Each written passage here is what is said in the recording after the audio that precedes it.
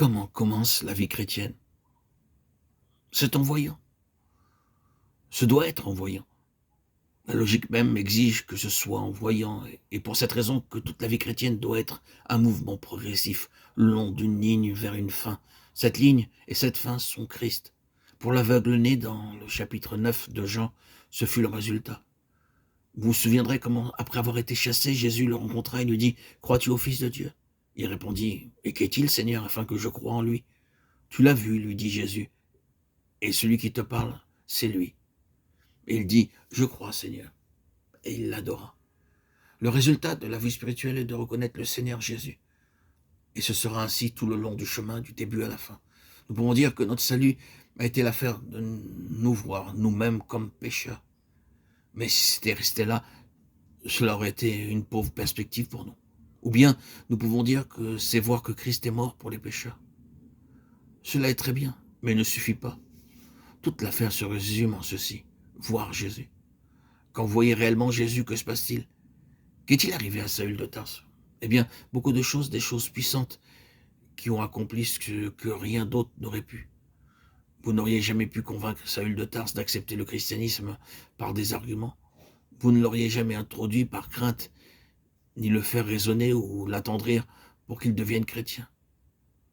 Pour faire sortir cet homme du judaïsme, il fallait quelque chose de plus qu'on ne peut trouver sur cette terre. Mais il a vu Jésus de Nazareth et cela l'a fait. Il est sorti, il fut un homme émancipé. Il avait vu.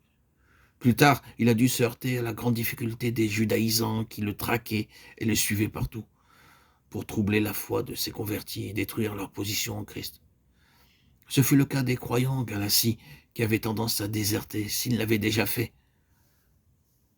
Sur ce point, il soulève une fois de plus la question entière quant à ce qu'est un chrétien. Il la concentre sur ce qui s'est passé sur le chemin de Damas.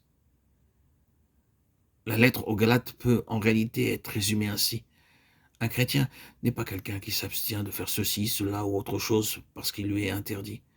Un chrétien n'est pas du tout quelqu'un qui est gouverné par les choses extérieures d'une forme de vie, d'un ordre, d'un système légaliste qui dit « tu dois, tu ne dois pas ».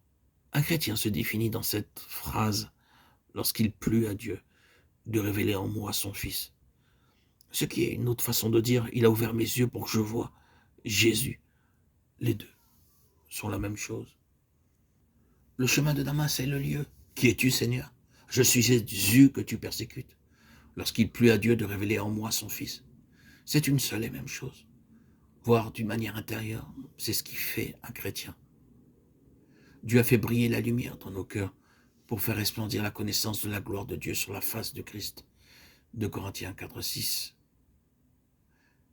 Faire resplendir la connaissance de la gloire de Dieu sur la face de Christ dans nos cœurs.